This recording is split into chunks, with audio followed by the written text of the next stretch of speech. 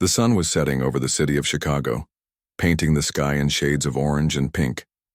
The streets buzzed with life as people hurried home after a long day at work or ran errands before the shops closed. Among them was Billy Harper, a small boy with messy brown hair and bright blue eyes that sparkled with determination. Billy wasn't rushing anywhere. He had a mission. Clutching a box of cookies tightly to his chest, he walked from house to house, knocking on doors and trying his best not to look nervous. Billy's mom, Karen, had encouraged him to take part in his school's fundraiser. "It's good practice," she'd said with a warm smile. "You'll learn how to talk to people and maybe you'll even make some new friends." Billy wanted nothing more than to please his mom, who worked so hard to keep their little apartment cozy and full of love. So here he was, walking through neighborhoods he didn't know very well, hoping someone would buy a box or two of cookies. He started off strong, managing to sell 3 boxes by early afternoon.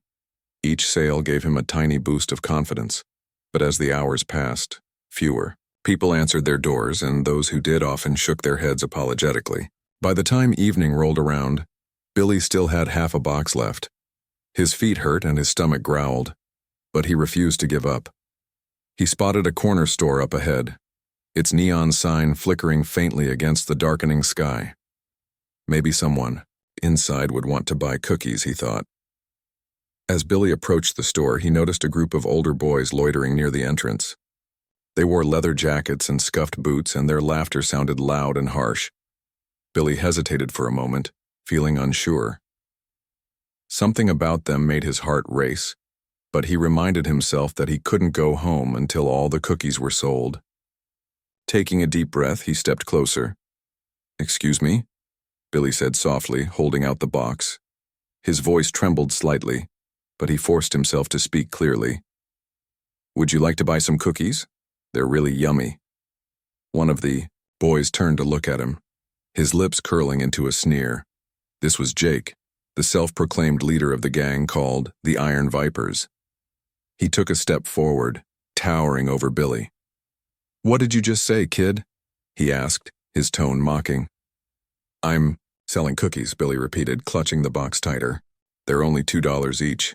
Jake let out a bark of laughter and the others joined in. Another boy, Tony, reached out and swatted the box out of Billy's hands. Cookies scattered across the ground, rolling under parked cars and onto the sidewalk. Billy gasped, dropping to his knees to gather what he could. Tears welled up in his eyes, but he blinked them away, determined not to cry in front of these bullies. "Looks like we got ourselves a little cookie salesman," Jake said, smirking. Without warning, he shoved Billy backward.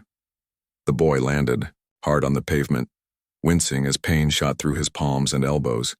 The gang erupted into cruel laughter, pointing and jeering at him. "Leave me alone," Billy cried, scrambling to his feet. But his words only seemed to amuse them more. Jake grabbed him by the collar of his shirt, pulling him close. "Listen, kid," he growled. "Nobody sells cookies around here unless we get a cut. Understand?" Billy nodded frantically, too scared to argue. When Jake finally let go, Billy stumbled back, clutching his now empty cookie box. The gang watched him for a few seconds longer before turning away, their laughter fading into the night. Billy stood there, trembling, his pride bruised almost, as much as his body. Unbeknownst to Billy or the gang, a pair of sharp eyes had been watching everything unfold. Inside the corner store, Chuck Norris sat at a small table sipping coffee. Across from him was Sylvester Stallone, leaning back in his chair with a thoughtful expression. Both men had seen the entire incident through the window. Neither said a word at first, letting the weight of what they'd witnessed sink in. Finally, Chuck broke the silence. "That wasn't right," he said, his voice calm but firm. Sylvester nodded in agreement, his jaw tightening. "Kids like that shouldn't have to deal with punks like them," he replied, gesturing toward the gang outside. Chuck placed his cup down and stood up, his movements deliberate and steady. "We can't just sit here and do nothing," he said. Sylvester followed suit, cracking his knuckles. "Let's see if we can help the kid," he suggested.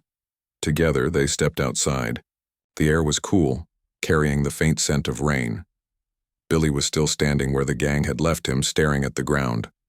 When he heard footsteps approaching, he flinched, expecting another round of cruelty. Instead, he looked up to see two men smiling kindly at him. "Hey there, champ," Chuck said, crouching down to Billy's level. "Are you okay?" Billy hesitated, unsure whether to trust them, but something about their presence felt safe. I think so," he mumbled, brushing dirt off his jeans. Sylvester knelt beside him, placing a reassuring hand on his shoulder. "Those guys were wrong to treat you that way," he said. "No one deserves to be pushed around." Billy sniffled, nodding slowly. "They took my cookies," he whispered, his voice breaking. "And they pushed me." Chuck frowned, his expression darkening. "Don't worry, son, we'll take care of it." He glanced at Sylvester, who gave a subtle nod. Turning back to Billy, Chuck added, "But first, why don't you head home and tell your mom what happened? We'll make sure those bullies learn." "A lesson?" Billy's eyes widened in surprise. "Really?" he asked, hope creeping back into his voice. "Really?" Sylvester confirmed with a grin. "Now go on, and don't forget, sometimes being brave means knowing when to ask for help." With that, Billy ran off, clutching his empty cookie box. As he disappeared down the street, Chuck and Sylvester exchanged a glance. They knew exactly what needed to be done next. Chuck Norris and Sylvester Stallone stood side by side on the sidewalk, their eyes fixed on the direction where the Iron Vipers had gone. The laughter of the gang echoed faintly in the distance as they disappeared into the shadows of the city. Chuck adjusted the collar of his jacket and exhaled slowly, his jaw tightening with determination. Sylvester cracked his knuckles again, a habit he'd developed over years of preparing for tough situations. "You know," Sylvester began, his voice low and steady, "we could just track them down and teach them a lesson right now. A few punches, maybe a kick or two. Problem solved."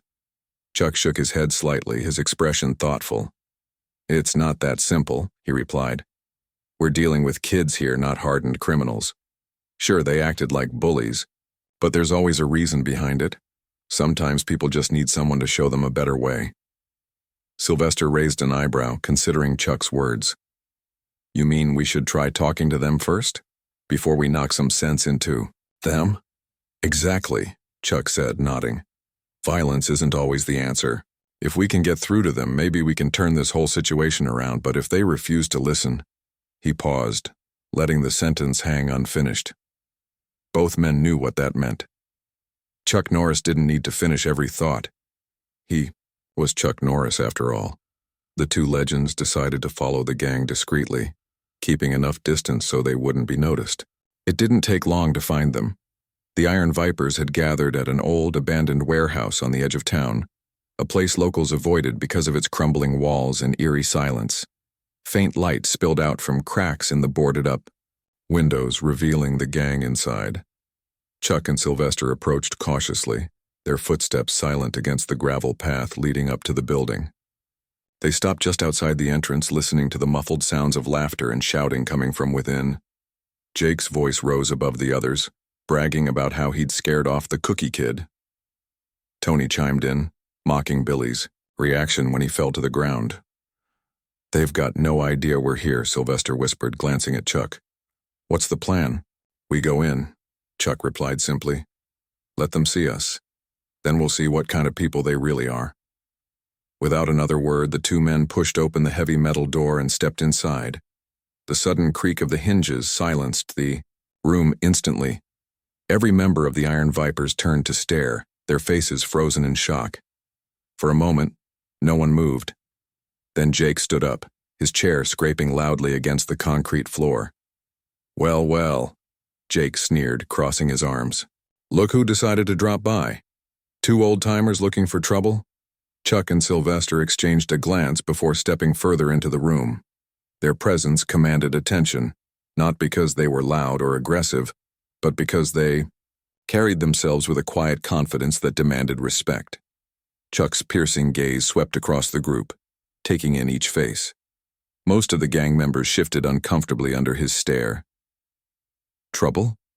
Chuck repeated calmly, his voice carrying just enough authority to make Jake hesitate. No, son, we're not here looking for trouble. We're here because of the way you treated that boy outside the corner store tonight. Jake's smirk faltered for a split second, but he quickly recovered. Oh yeah? And what's it to you? He shot back, trying to sound tough. That kid was annoying. Selling cookies like some charity case, he deserved what he got. Before Chuck could respond, Sylvester stepped forward. His muscular frame seemed to fill the space between him and the gang, and his tone was sharp yet controlled. Deserved it? Let me tell you something, kid. Nobody deserves to be treated like garbage. That boy was working hard to earn money for his school. What were you doing tonight? Hanging out in this dump, probably stealing stuff and causing problems for everyone else. The room grew tense. Some of the gang members shuffled their feet nervously, avoiding eye contact. Others glanced at Jake, waiting to see how he would react. Jake clenched his fists, clearly annoyed but unsure how to handle these unexpected visitors.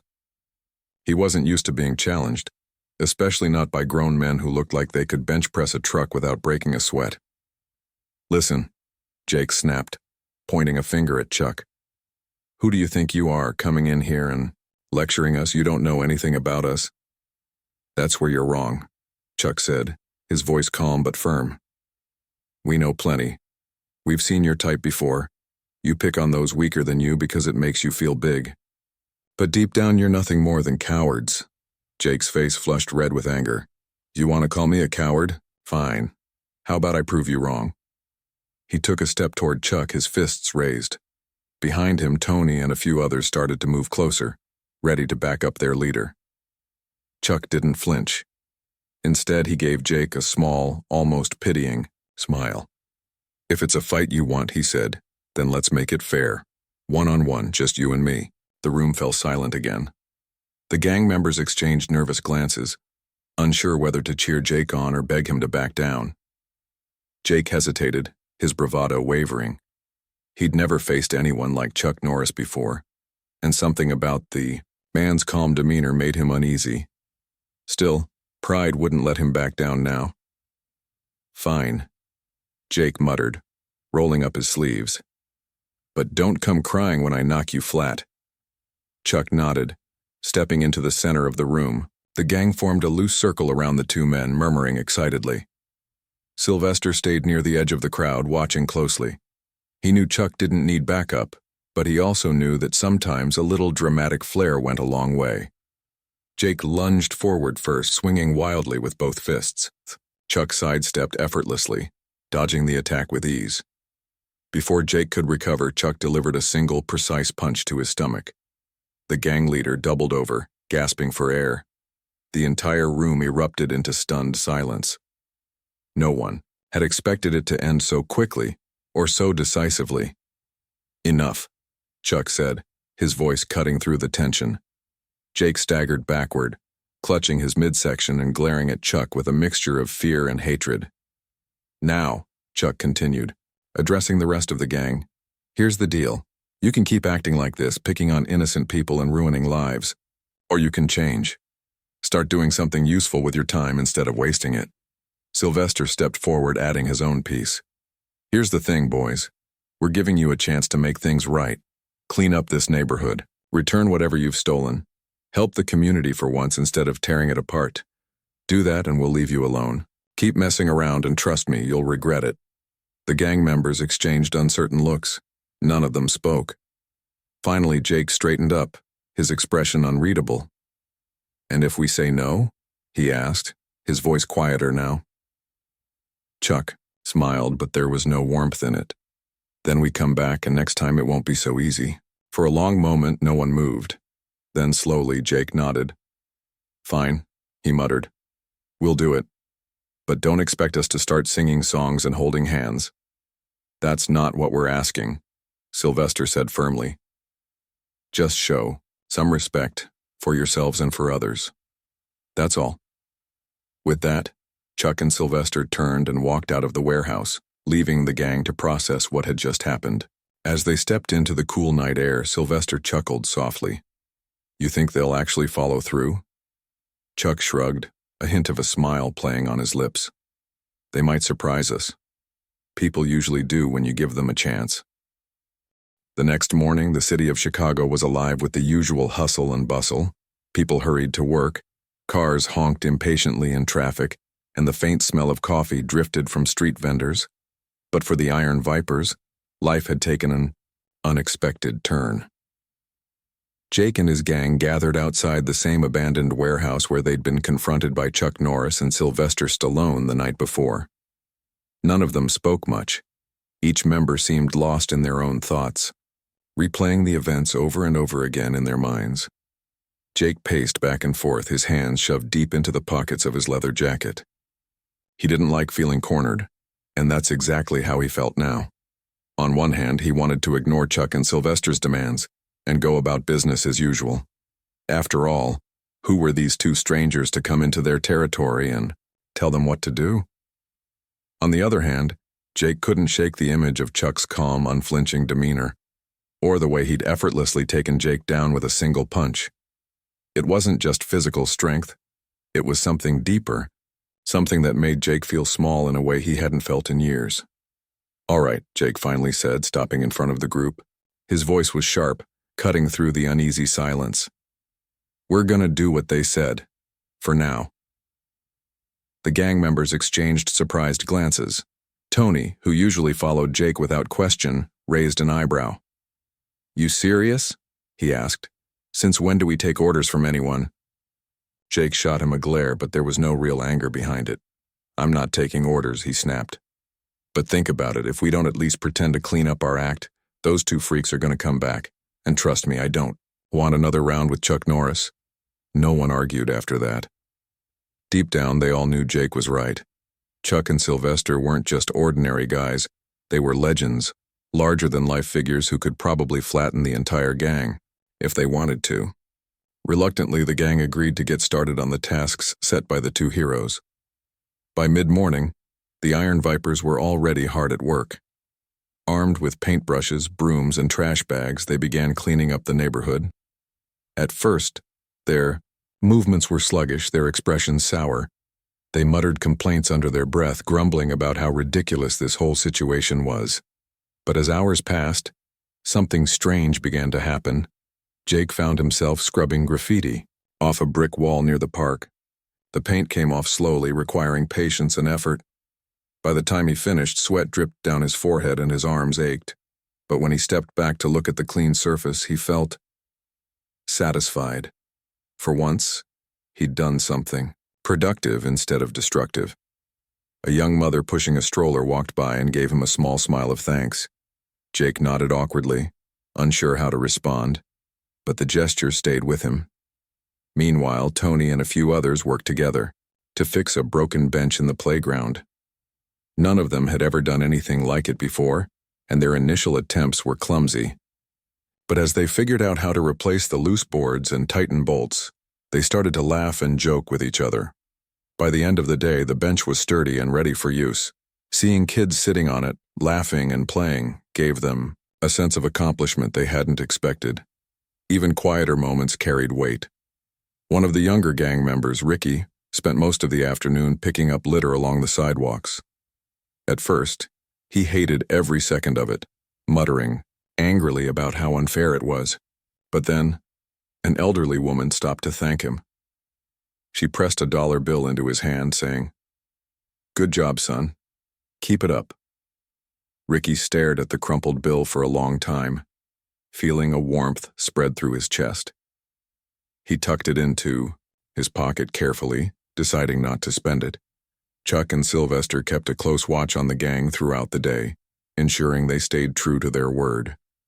They drove around in an old pickup truck borrowed from a friend of Chuck's, stopping occasionally to check in or offer guidance. When they saw Jake struggling with the graffiti, Chuck climbed out of the truck and showed him a trick for removing stubborn paint stains. "It's all about technique," he said with a grin, handing Jake a fresh brush. Jake nodded, impressed despite himself. Later, Sylvester joined Tony and the others at the playground. He rolled up his sleeves and helped them finish assembling the bench. "You know," he said casually, hammering in a nail, "fixing things feels pretty good, doesn't it?" Tony hesitated, then shrugged. "I guess so," he admitted. Never thought about it before. That's because you've been too busy breaking stuff, Sylvester replied with a chuckle. But hey, better late than never. As the sun began to set, the gang gathered back at the warehouse to assess their progress. They were dirty, tired, and sore, but there was a new energy among them. For the first time in ages, they felt like they'd actually accomplished something worthwhile. Jake stood in front of the group, holding up a list of tasks they'd completed. We fixed the bench, cleaned the graffiti, picked up trash, and returned some stolen bikes to the community center, he announced. Not bad for one day. The others nodded in agreement, murmuring words of approval. Even Ricky, who rarely spoke during gang meetings, chimed in. Feels kinda cool, doing stuff people appreciate, he said shyly. Chuck and Sylvester arrived just as the gang was wrapping up. They stepped out of the truck, surveying the area. The streets looked cleaner, the park more inviting. Families were starting to return to the area, drawn by the improvements.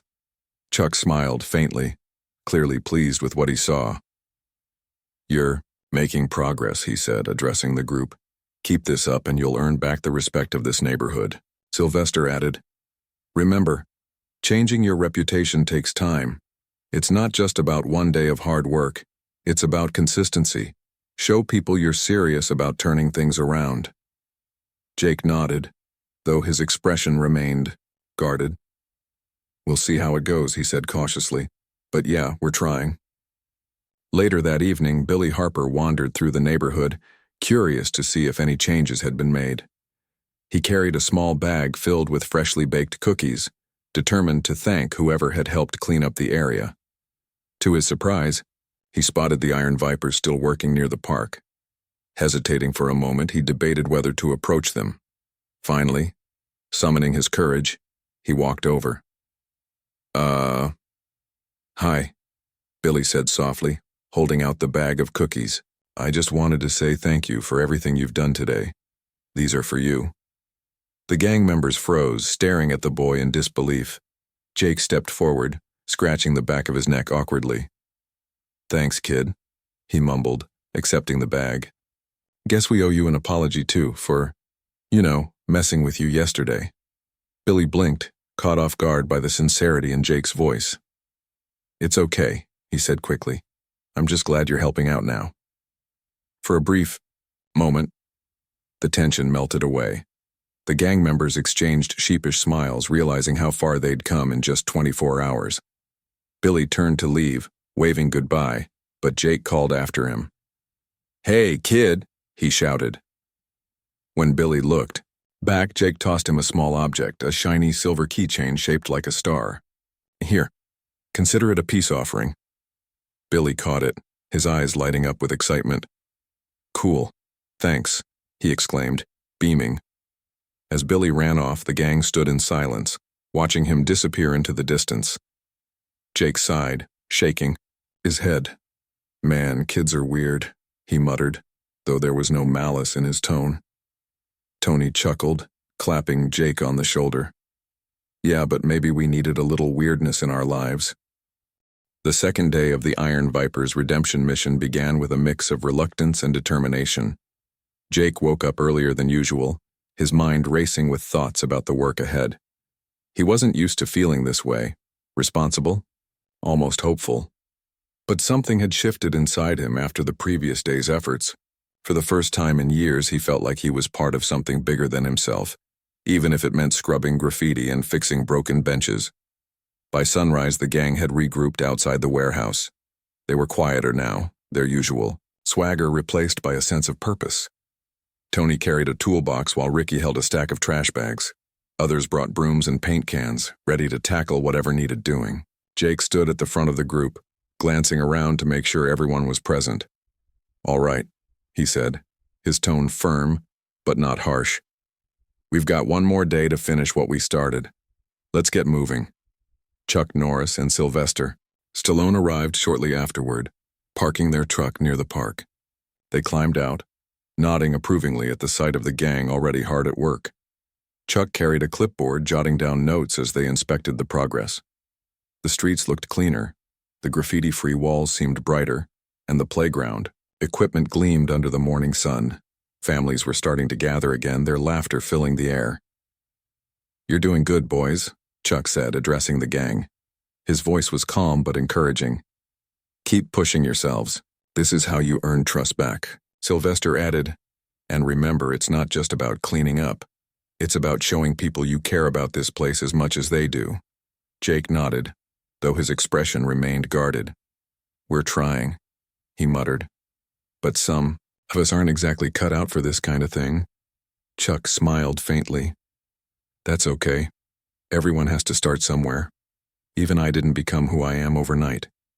The gang chuckled nervously at that, imagining Chuck Norris struggling with anything. But his words stuck with them, planting seeds of encouragement in their minds. As the morning wore on, the gang tackled new projects. One group focused on repairing a cracked sidewalk near the community center, while another team worked on planting flowers in empty patches of dirt along the street. Jake and Tony teamed up to repaint a faded mural on the side of a building. At first, their strokes were clumsy and uneven, but with guidance from Sylvester, they gradually improved. By lunchtime, the mural, a vibrant scene of children playing in the park, was nearly complete.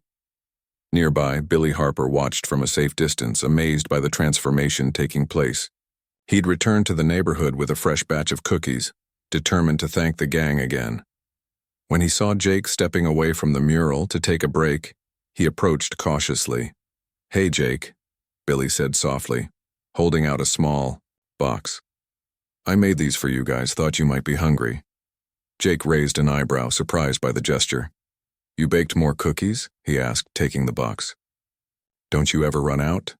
Billy grinned shyly. "I like baking," he admitted. "Besides, you guys are working really hard. You deserve them." For a moment, Jake just stared at the boy, unsure what to say. Then he smirked, shaking his head. "Thanks, kid. Guess you're not so bad after all."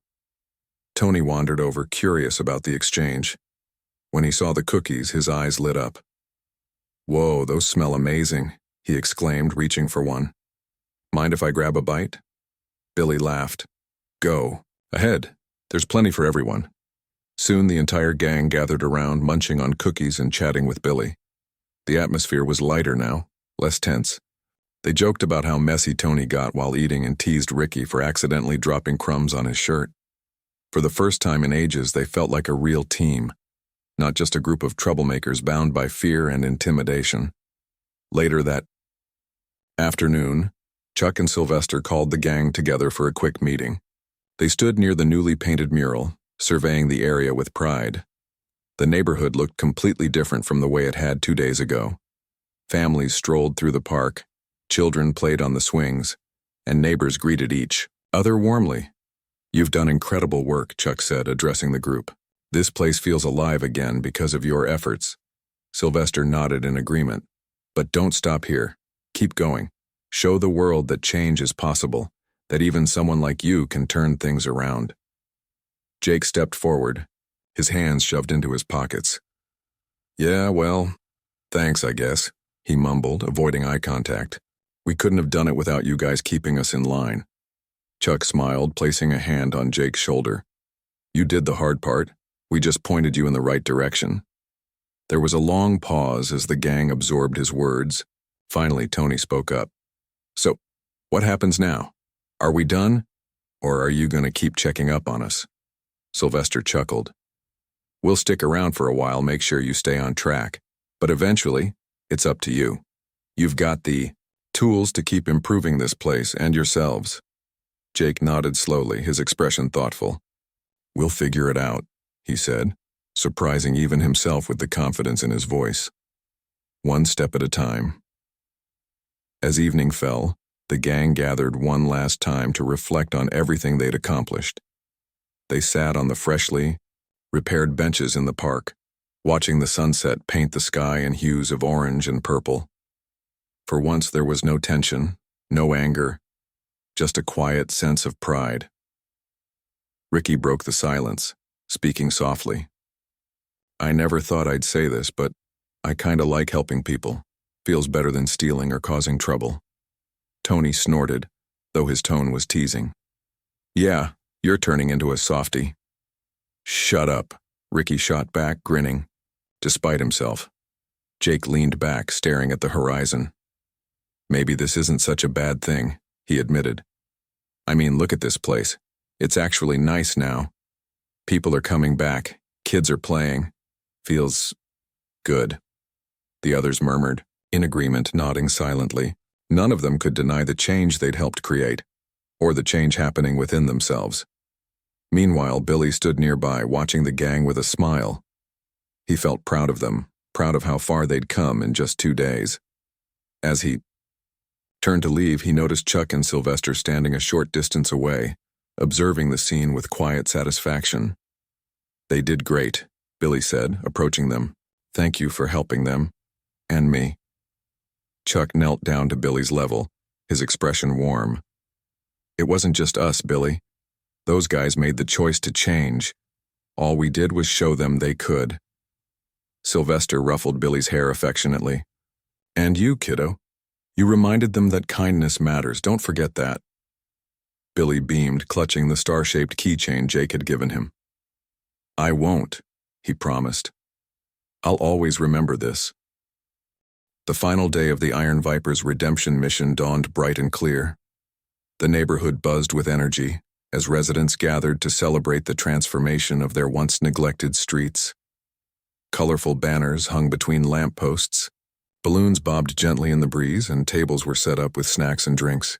Billy Harper had spent the morning helping his mom bake dozens of cookies for the event, his excitement growing with each passing hour. Chuck Norris and Sylvester Stallone arrived early, parking their truck near the park. They stepped out wearing casual clothes.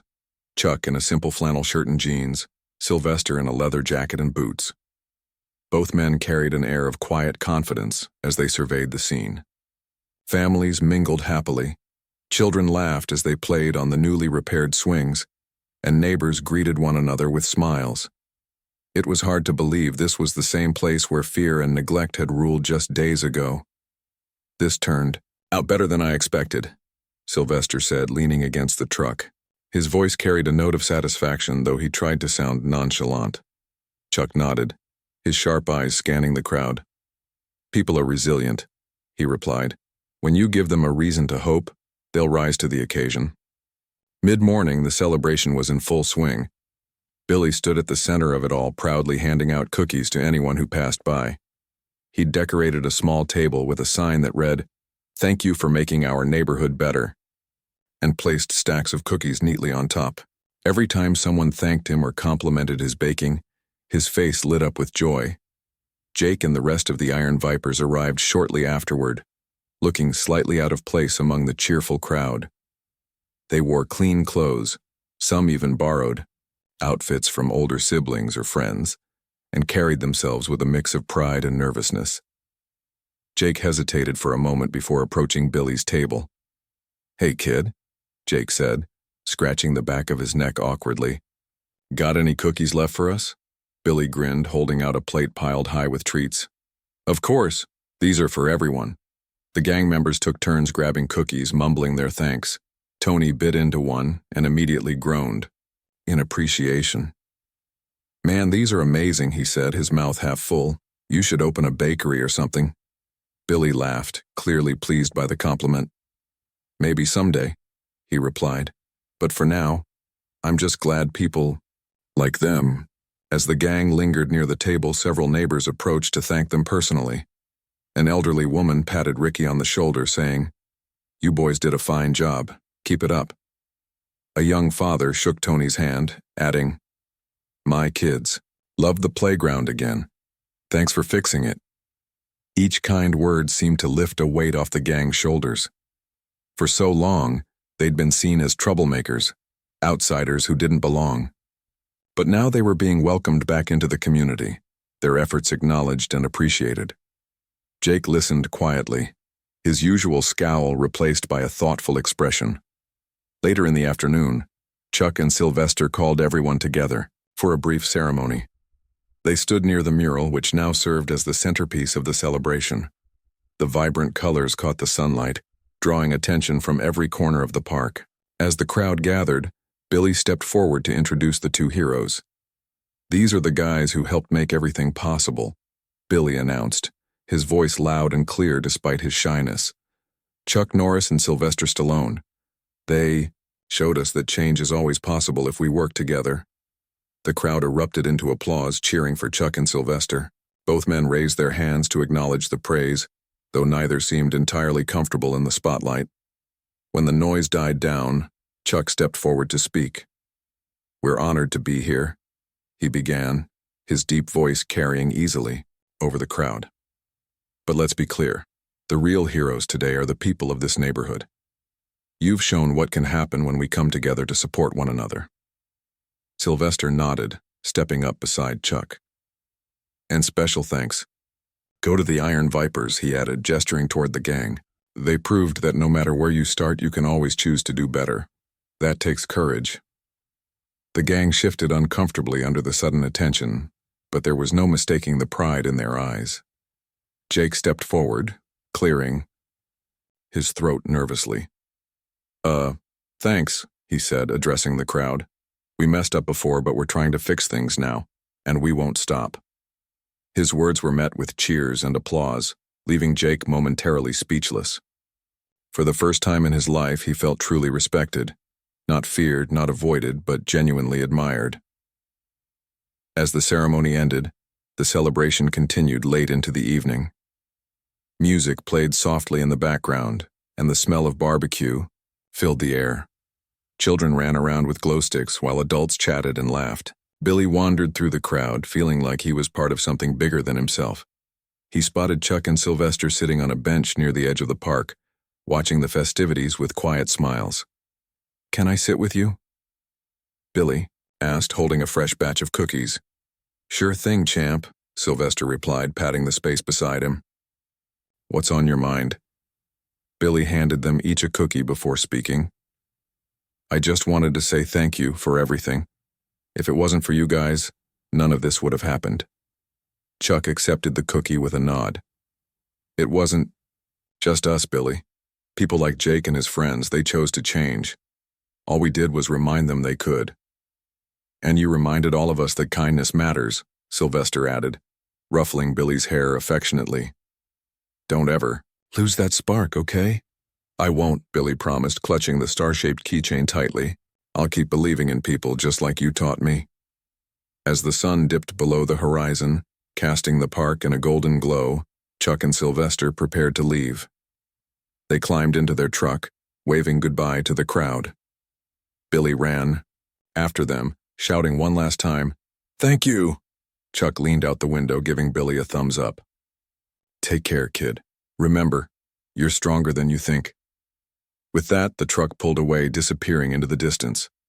Billy watched until it was gone, then turned back to the celebration, his heart swelling with gratitude and hope. Weeks later, the neighborhood remained transformed. The Iron Vipers continued volunteering, taking on new projects and earning the trust of their community. Jake even started mentoring younger kids, teaching them how to fix bikes and build things instead of causing trouble. Billy kept selling cookies, using the money to fund science experiments at school, and dreaming of becoming an astronaut one day. Though Chuck and Sylvester were long gone, their impact lingered. Their belief in second chances and in the power of kindness had sparked a chain reaction that changed lives forever. And somewhere, under the vast night sky, Billy looked up at the stars, feeling braver and more hopeful than ever before.